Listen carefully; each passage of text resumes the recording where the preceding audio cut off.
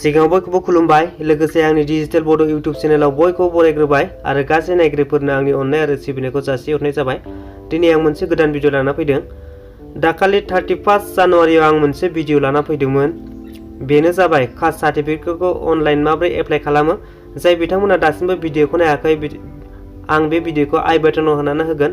नोंथांमोना बेहाय थांनानै नायनो हागोन कास्ट सार्टिफिकेटखौ माबोरै एप्लाइ खालामो। दिनैनि भिडिअआव आं बे कास्ट सार्टिफिकेटआ जाबाय। दिनै आं बे कास्ट सार्टिफिकेटखौ डाउनलड खालामनानै देखायसिगोन। बिदिबा भिडिअखौ जागायजेनसै। नोंथांमोना जिखुनु जाया मोनसे ब्राउजारजों बानायनो हागोन। आं मबाइलनि बे क्रोम ब्राउजारजों बानायनोसै। ओमफ्राय नैबाव सार्च खालायनोसै सेबा सेतु। नैबेनो गोजौनि साइडआ। आं बेनि लिंकखौ डिसक्रिपसनाव होनानै होगोन। नोंथांमोना बेयाव थांनानै डाइरेक्ट नायनो हागोन एबा बानायनो हागोन। बेखौ क्लोज खालामसै। ओमफ्राय गाहायाव फैनोसै। नै गाहायाव फैनानै आं लगिन जानोसै। ओमफ्राय नैबाव लगिन एन्ड रेजिस्टार। जाय बिथांमोना दासिमबो एकाउन्ट गैया बिथांमोना रेजिस्टार खालामनानै लाग्रोनांगोन। रेजिस्टारखौ माबोरै खालामो होननानै बुंबा नैबाव निउ इउजार साइन आप भेरिफिकेसनखौ होदो।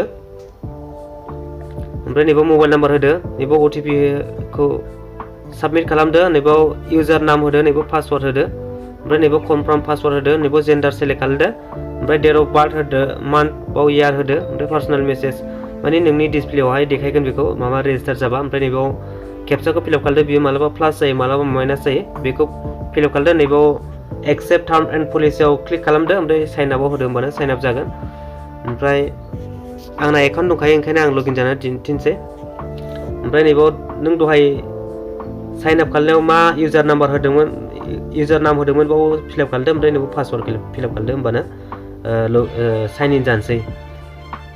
आंना एकाउन्ट दंखायो ओंखायनो आं लगइन जानोसै। नै आं माबा जाबाय लगइन जाबाय। ओमफ्राय गाहायाव फैनोसै।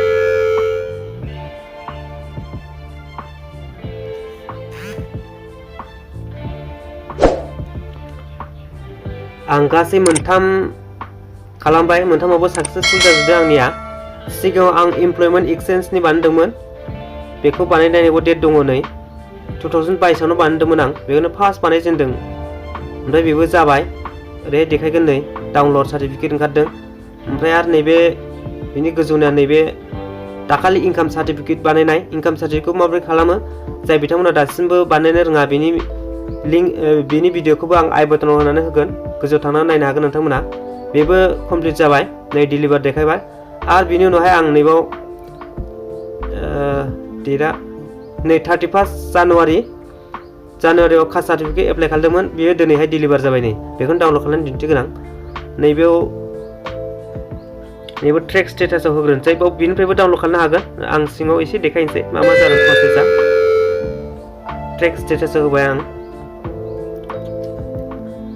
जाय बिथांमोना दासिमबो जायाखै बिथांमोना बे ट्रेक स्टेटासाव होनानै नायनो हागोन मा जानानै दङ।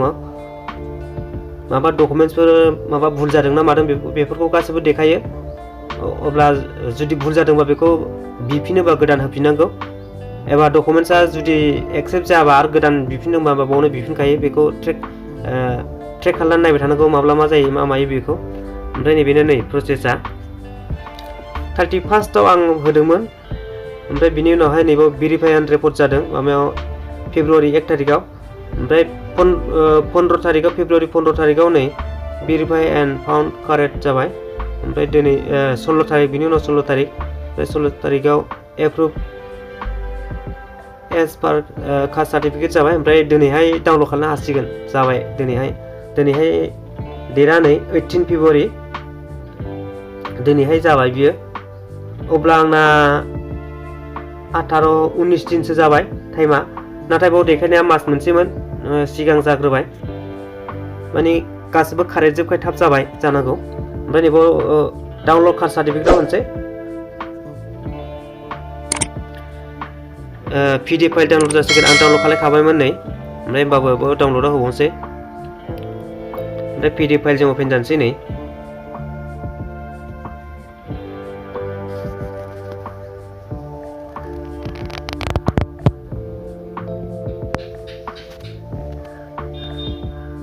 नैबेनो कास्ट सार्टिफिकेटआ आं ब्लार खालामना होबाय प्राइभेसिनि खोथा थायो